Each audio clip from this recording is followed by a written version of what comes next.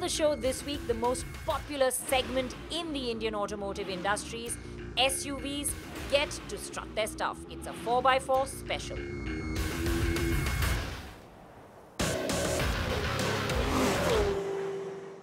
Hello and welcome to the triumphant return of the great big Autocar off-road test.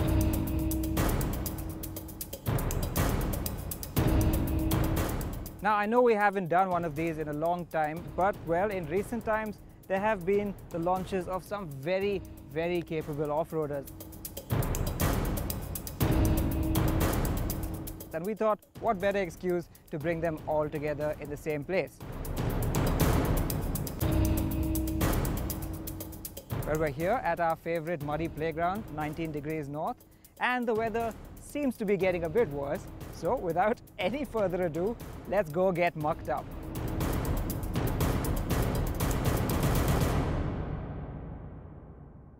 The SUVs we've assembled here are clearly not direct competitors. Their prices range from less than 10 lakh to over 2 crore. No, we chose these vehicles because they've been launched in the recent past.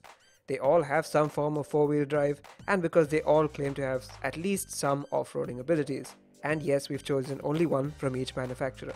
We've set up a handful of tests that, though not too difficult by serious off-roading standards, should give all these cars a bit of a challenge. But even with all their capability, it's important to know the right technique. Now we know that most owners don't really take their off-roaders off the road all that much, but what we're here to tell you is that if you wanted to, you could really have a lot of fun with your 4x4. Now I say fun, but you still need to know what you're doing in situations like this, which is why I have with me Autocar India's resident off-road stick in the mud, Rahul Kakkar. Hi Gavin. Hey. So we have the Thar with us, which you know is a proven SUV. It's really serious when it comes to off-roading. So what we're going to do today is we'll take it through various obstacles, and then we'll put the other cars through the same obstacles and see if they can match or even beat it. Sounds like a plan. Let's go. Let's go. Let's go.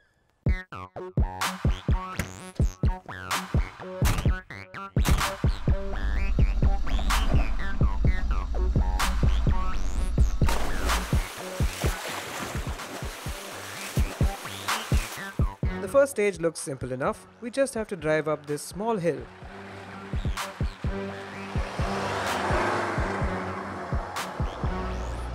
Piece of cake for the Thar.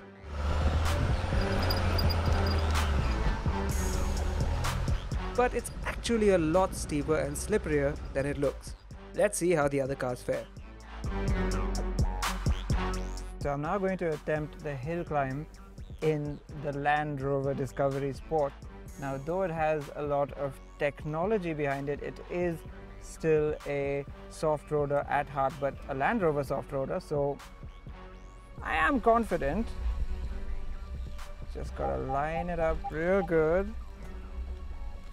I'm going to put it in the right drive mode, which is mud and ruts, and go for it.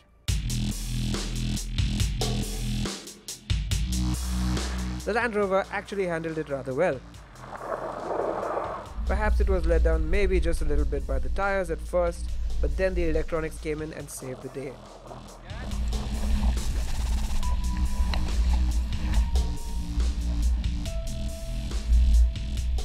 That's technology for you. The next car is decidedly more old school. Right, the Toyota Fortuner, and this car already holds a lot of promise because I can see for miles. I feel like I'm sitting one story high up in the air. It really feels tough, it really feels the business from behind the wheel, and it's got low range, so I don't think this is going to be too difficult. Here we go.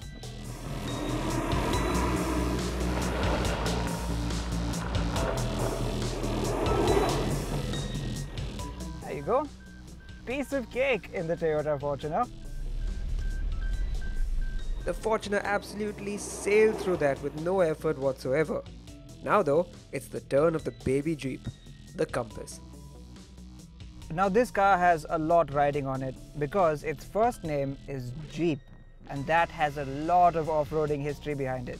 However, its second name is Compass, and that means that it is one of the entry-level models in Jeep's range, and therefore maybe we can forgive it just a little bit.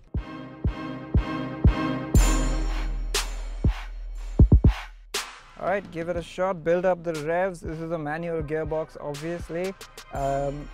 Put it in first, keep it there. 4-wheel drive lock on and mud mode. Let's see how it goes.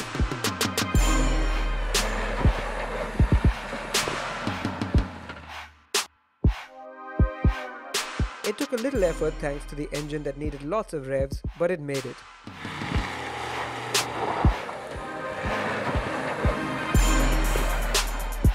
It may not be quite as hardcore as its larger siblings, but this is a Jeep through and through.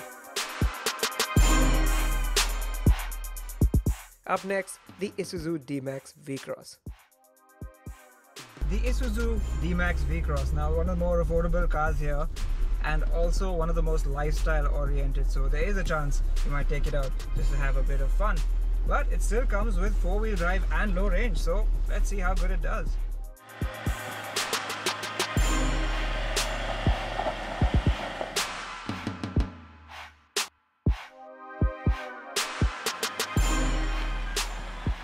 The long wheelbase and lack of weight at the rear did make themselves felt, and it was all about momentum and low range with the Isuzu. Up next, the Tata Hexa, which also has a long wheelbase. The big Hexa had a few disadvantages right off the bat. It's heavy, it's got a long wheelbase, and though it has a ladder frame chassis, it doesn't have full-on off-road hardware like its sibling, the Safari Storm. The bigger issue we found on the hill climb though was its very short gearing. That meant we had to be very clever with the throttle in order to make it up cleanly. A few tries later, it made it though, and made way for the Ford Endeavour.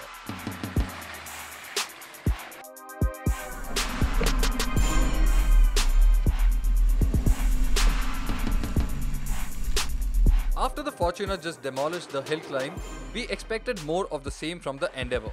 But its off-road software didn't prove to be quite as effective as the Toyota's traditional but robust hardware. Also, the Endeavour is one heavy SUV, and with the course already turned to slush by the other cars, it was beginning to get bogged down. That doesn't bode well for the big V8 powered AMG Mercedes that had to go next. So this is the G63 AMG 500 bhp plus. We are attempting the first obstacle, which is a steep incline, really slippery, and thanks to Gavin, he's made it all the more slippery. But we've got 3 differentials working for us here, front, rear and the center. Let's see how it goes.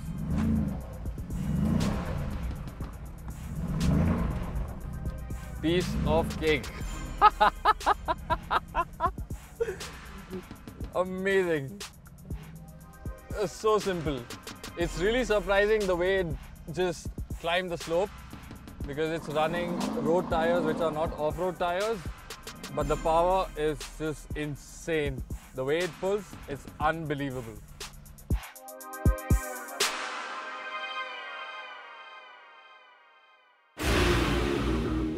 Stay tuned right after this break. It really gets down and dirty, water wading and slush. The 4x4s are put through their paces.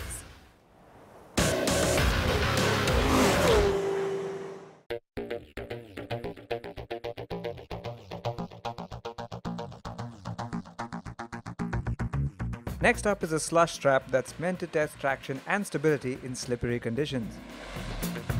There's a bit of slip and slide as we take the wide left-hand turn at about 30 to 40 kph. Here's where the smooth and steady but brisk wins. No sudden bursts of throttle, no sharp steering inputs. The Fortuner, Endeavour and D-Max are put into 4-wheel drive high as a precaution, but they probably would have managed in 2-wheel drive too.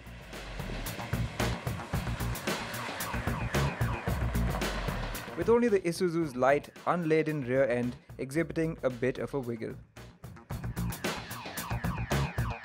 We leave the Compass and Hexa in their 4-wheel drive or off-road modes. The Compass fidgets a bit before finding its feet and getting a move on, while the big Hexa understeers wildly but eventually finds its line. The Land Rover's tires do show a little slip at first, while the AMG simply refuses to acknowledge the lack of traction and cruises over the muck like it's tarmac.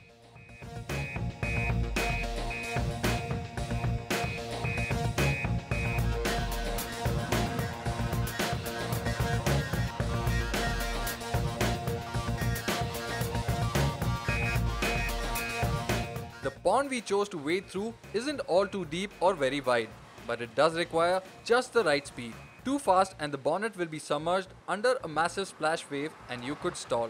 Too slow and the resistance from the water and lack of traction on the mossy, mucky pond floor means you could stall again.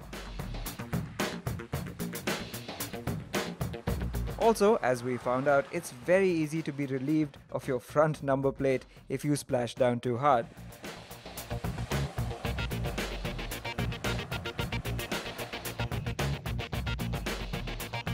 In the Hexa, it proves a bit tricky to find that ideal pace, thanks to very short first and second gears, which means you have to set the pace and hold it well before dipping your tires.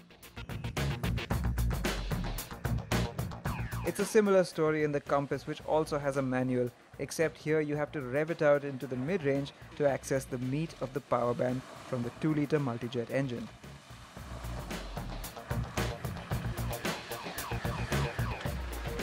No such issue in the only other manual, the D-Max V-Cross, which just powers through on a wave of low-end torque.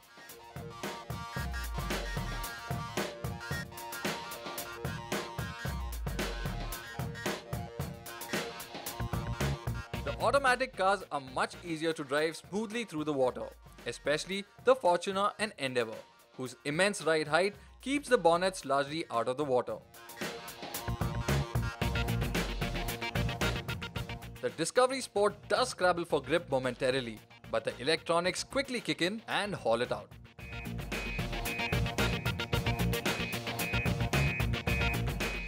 Well, the G63 doesn't bat an eyelid, and it's as easy as driving through a small puddle.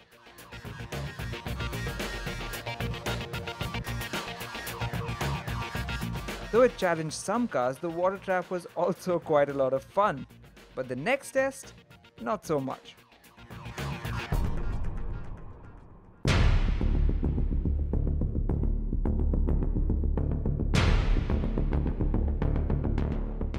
And now it's time for the final challenge of the day, and the one I've been dreading this entire time.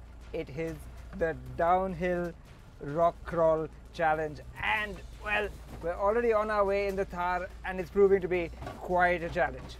Well, it is. Let me promise you, it will be really challenging when you get in the other cars that we have today. And it'll let you gauge a lot of things like the ground clearance, the crawling ratio, and also the tire grip. So, all the best with that. I think I'm gonna need it.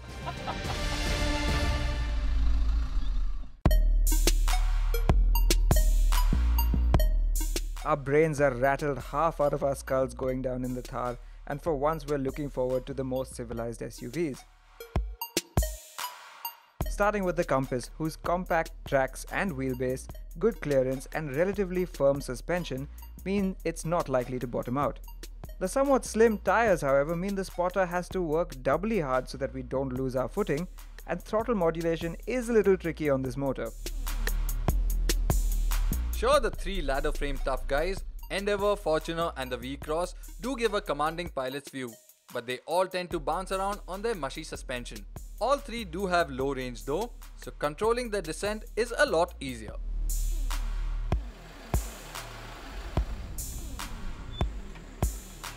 The Hexa's a ladder frame SUV too, and it acquits itself quite well here, despite the not too great ramp breakover angle and wheel articulation. Land Rover's myriad sensors and electronic aids don't do much to aid the Disco Sport here, as there simply isn't an actual surface to traverse. Its descent is, however, well controlled, and there's a great sense of confidence from behind the wheel. And the G63 just crushes it, right? Well, although it's mechanically superb, this is the one time we have to be extra careful, as there are some sharp rocks that could easily rip a hole in its wide sports tires. Now, a spotter is key for tricky off-roading. Don't try and do it on your own.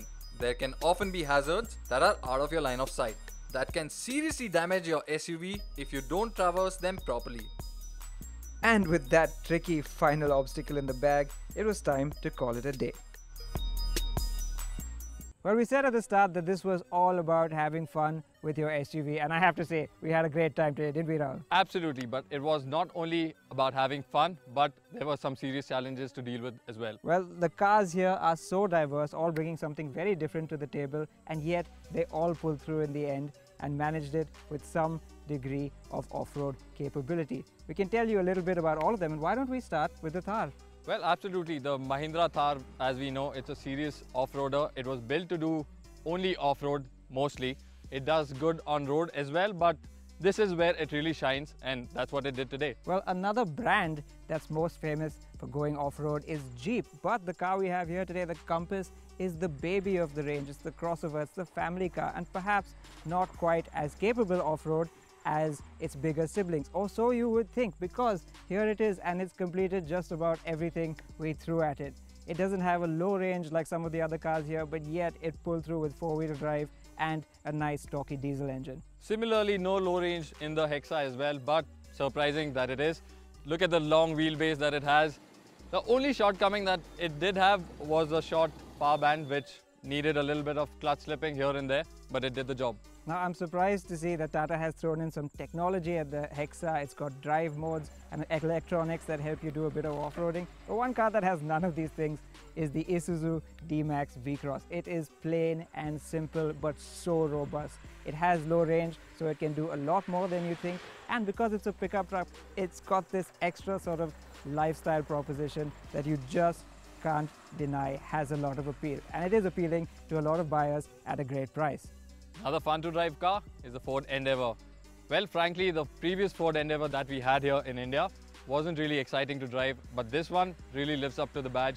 It's really robust, really powerful engine, light to drive, absolutely easy to drive. Now, you can't talk about the Ford Endeavour without talking about the Toyota Fortuner, can you? These two have been at each other's throats since day one, and out here it was more of the same. They're very similar, big, tough, ladder frame SUVs, and this one too, the Toyota, it's really robust, and it goes up inclines and down rocky paths with such incredible ease. It was one of the easiest cars to drive today. But the most surprising and most fun to drive car, without any doubt, is the wild card, the G63 AMG, which was, Gavin would agree, the most fun to drive. Well, wild card is the perfect word for it. It is an AMG with a 550 horsepower V8, for crying out loud. We really didn't think we could push it as hard as we did, but we did, and so did it. It did everything just so easily. And finally, that brings us on to the Land Rover Discovery Sport. Again, another brand known for its off-road ability, but like the Jeep Compass, perhaps as the baby of the range, it wouldn't have as much capability as its bigger siblings. But no, again, we were proven wrong. Through the power of technology and electronics, it just sailed over just about everything. So what we're trying to say here is all these cars have a bit of off-road ability. And yes, some of them aren't quite as strong as each other, and this is not an apples-to-apples comparison. So if you have an SUV that has four-wheel drive, please don't be afraid to take it off the road every once in a while and have a bit of an adventure. They're built a lot tougher than you think. Take them out there, it'll certainly surprise you. Don't go away, you're going to watch this next segment. If you want to buy a car, we tell you what the discounts on hatchbacks are.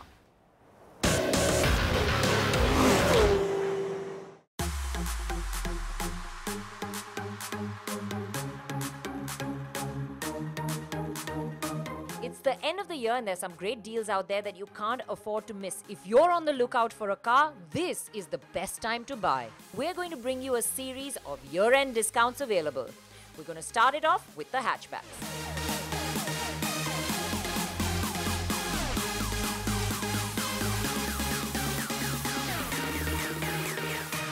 The Hyundai Ion didn't quite become the success that Hyundai hoped for, but it's one of the stylish entry hatchbacks that's easy to drive and comes with premium interiors.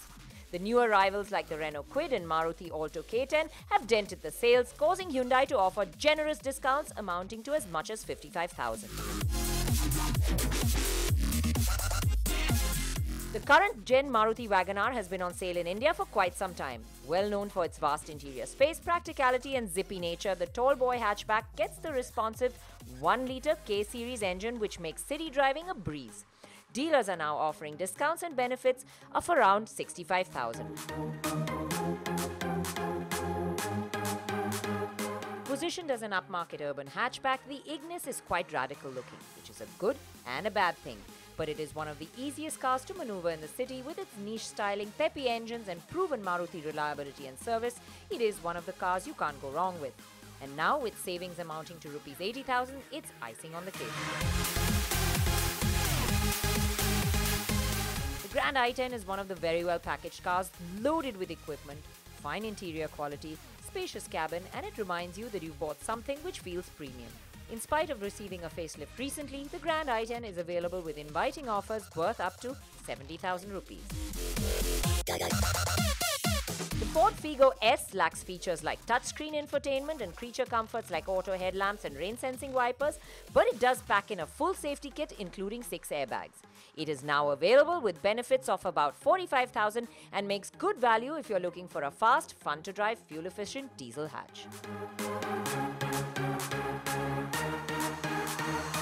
Toyota's only hatchback in India, the Etios Leva, looks dated compared to new arrivals, but when it comes to cabin space and legroom, it's up there with the segment best.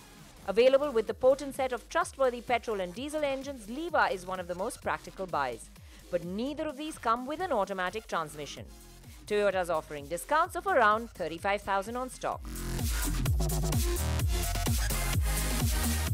Honda's Jazz is an easy-to-live-with hatch due to the spacious airy cabin, comfortable seats and good boot space. It may have stiff competition from the likes of the Maruti Baleno and the Hyundai i20, but Honda's great packaging, fuel-efficient diesel engines and a discount of about 85,000 rupees make it an attractive deal now. The Elite i20 and Active i20 are now being offered with benefits of around 65,000 at most dealerships. The Korean car maker is likely to unveil the updated i20 and the i20 Active at the coming Auto Expo in February 2018, which might see a price increase. So it's probably the best time to lap up the already feature-packed i20. If you're looking for a hot hatch, then now is the time to buy the Fiat Abarth Punto. Fiat is offering discounts in the range of 75,000 at most dealerships.